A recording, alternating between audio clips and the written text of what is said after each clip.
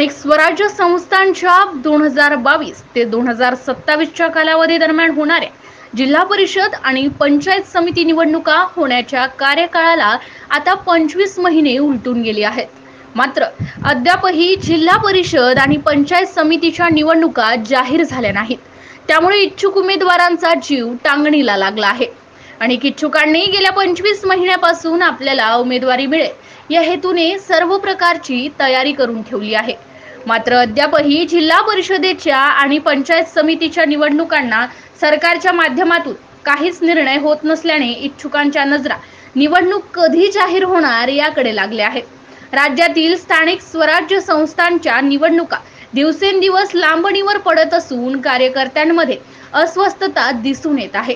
राज्यातील सत्तांतरांचे खेळ पाहता नेमके कोणाशी निष्ठावान राहावे, कोणासोबत जावे, कोणत्या पक्षात काम करावे हा प्रश्न कार्यकर्त्यांना पडला असून कार्यकर्ते संभ्रमात आहेत. तर गुडघ्याला बाशिंग बांधून निवडणूक रिंगणात उतरणाऱ्या इच्छुकांची कोंडी झाली आहे. ओबीसी आरक्षणामुळे निवडणुका लांबणीवर पडल्या आहेत. परिणामी जिल्हा परिषद, पंचायत समिती व नगर परिषदेवर प्रशासकांची नियुक्ती झाली आहे. जिल्हा परिषद व पंचायत समितीच्या निवडणुकांची तयारी प्रशासनाने केली होती. कोरोनाची स्थिती सामान्य झाल्यानंतर नगरपालिकेच्या प्रारूप प्रभाग रचनेचा कार्यक्रम निवडणूक आयोगाने जारी केला होता. त्याचप्रमाणे जिल्हा परिषद गटनिहाय आरक्षण, गट गणरचना तसेच जिल्हा अध्यक्षपदाचे आरक्षण या सर्व बाबींची तयारी केली होती. त्यामुळे अवघ्या काही दिवसात निवडणुका लागण्याची शक्यता होती.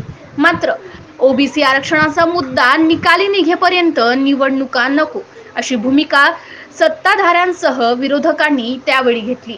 यात जून 2022 मध्ये राज्यात सत्तांतर झाले. ओबीसी आरक्षण, पुन्हा नव्याने वॉर्ड रचना, प्रभाग पद्धतीत बदल असे विविध सुधारणा शिंदे सरकारने पुढे आणल्या.